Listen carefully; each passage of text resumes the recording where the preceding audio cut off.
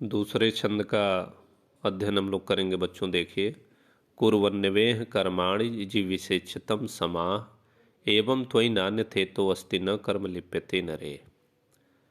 तो एक एक शब्द को पहले तोड़िएगा। तो कुर्वन्यवेह को पहले तोड़िए।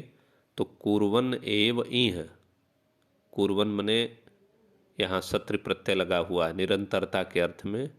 तो कुर्वन एव इह, इह का अर्थ है इस संसार में। कुर्वन मने करते हुए, कर्म करते हुए इस संसार में। जिजीविषेचतम समाह, जिजीविषेत सतम समाह। जिजीविषेत का अर्थ है जीने की इच्छा करें या करनी चाहिए। सतम समाह मने 100 वर्षों तक। एवं मने इस प्रकार। नान्य थे तो अस्ति, इसको तोड़िएगा तो न अन्यथा इतः अस्ति, इससे अलग नहीं है। इस छंद का भाव क्या है, इसका व्यापक अर्थ है। यह हमारी जो मान्यता है, वैचारिक सैद्धांतिक जो दार्शनिक मान्यता है हमारी, उसके आधार पर यह छंद यहाँ पर प्रस्तुत हुआ है। हमारी मान्यता है कि व्यक्ति कर्म करता है तो उसका फल उसे भोगना ही पड़ता है।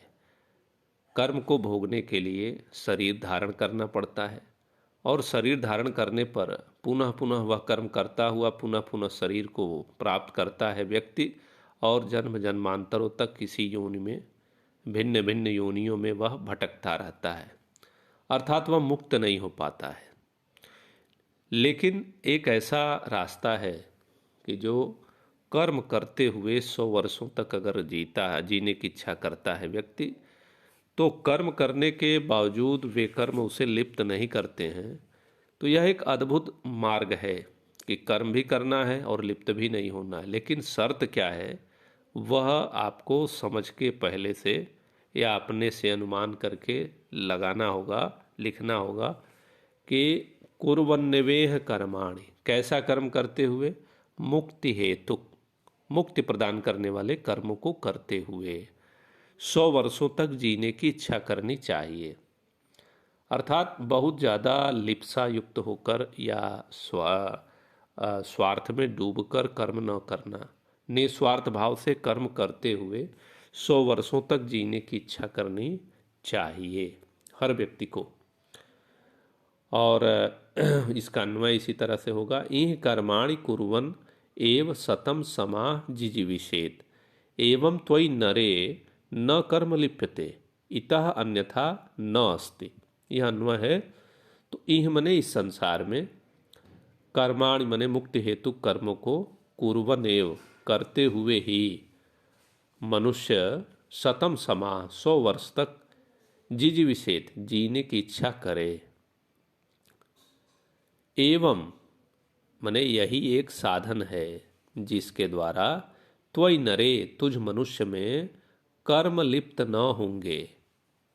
यही एक मार्ग है जिसमें कर्म लिप्त नहीं होंगे, माने कर्म अपना प्रभाव नहीं छोड़ेंगे। इतः अन्यथा, इससे भिन्न दूसरा कोई मार्ग न अस्ति, नहीं है। तो यह कर्म करते हुए कर्म के फल से दूर रहकर मोक्ष प्राप्त करने का यह एक अद्भुत उपाय या मंत्र यहाँ पर बताया गया है कि कुर्वन्यवेह कर्माणि जिजीविषेचतम समाह एवं त्वयि नान्य थे तो अस्ति न कर्म लिप्यते नरे। तो मुक्ति हेतु कर्मों को करते हुए 100 वर्षों तक जीने की इच्छा करनी चाहिए या जीने की इच्छा करें, ऐसा भाव है। एवं त्वयि नान्य थे तो अस्ति न कर्म लिप्यते नरे। कह रहे हैं कि यही एक साधन है, यही एक रास्ता है जिसके द्वारा तुझ मनुष्य में कर्म लिप्त न होंगे, अर्थात कर्म तुम्हें लिप्त नहीं कर सकेंगे।